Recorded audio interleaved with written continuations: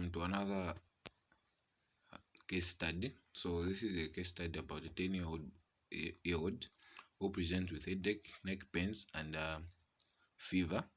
Then storage was done, so which shows the picture below.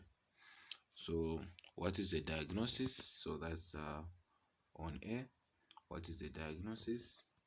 Then B. What is the causative organism?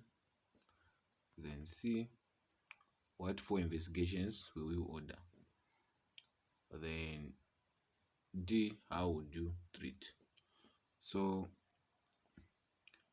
this clumping together of all the storage results and from the clinical picture I have been given. So the most likely diagnosis on A is a bacterial meningitis. Then the causative organism is a Neisseria Meningiditis. So that's the causative organisms. Then 4 investigations. So for 4 investigations, since they've just done the histology, then we can do a CSF analysis after the lumbar puncture. Then we can, which means the CSF is going for biochemistry, microbiology, cytology, gene expert, Indian ink, those and other investigations for the CSF analysis.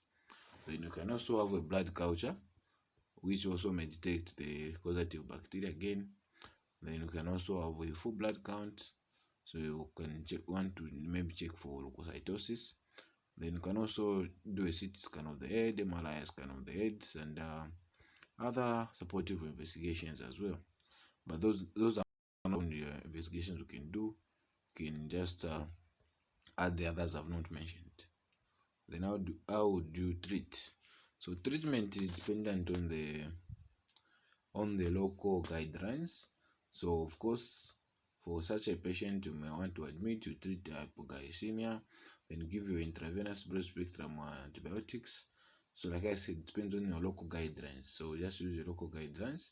So if your local guidelines says cephalosporins, so just maybe you give your,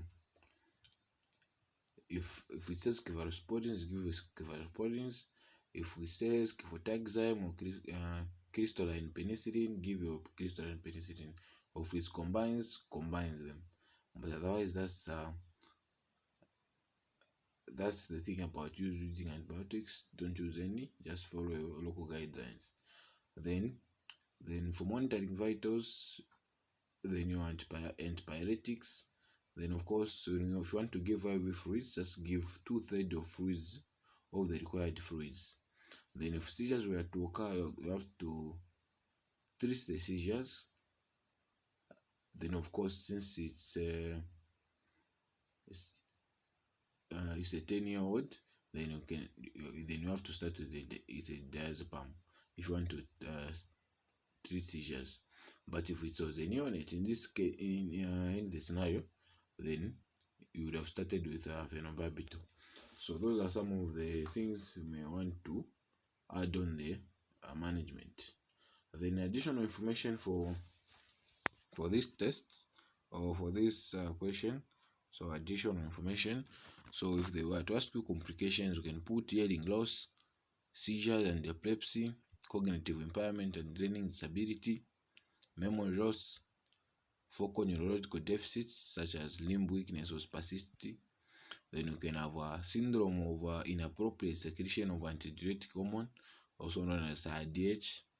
So that's why the reason why we even want to put have to maintain fluids at 2/3 of the normal to avoid brain edema. Then you can have neurological complications such as increased ICP, which may lead to cerebral or cerebellar ingestion. Then that's just one. Then you can also have subdural effusion. You can have cranial lesions, commonly oculomotor, 6th and 8th nerves. Then you can also have hydrocephalus. So these are neurological complications. Then you can also have dissemination of infection leading to endocarditis, arthritis, osteomyelitis. Then you can have peripheral circulatory complications such as 1. Otterhouse-Friderichsen syndrome. Otterhouse-Friderichsen syndrome. So Otterhouse-Friderichsen syndrome can have septicemia, shock, extensive papilla, adrenal hemorrhage. Then you can also have acute adrenal failure. You can have DIC or disseminated intravascular coagulopathy. Can also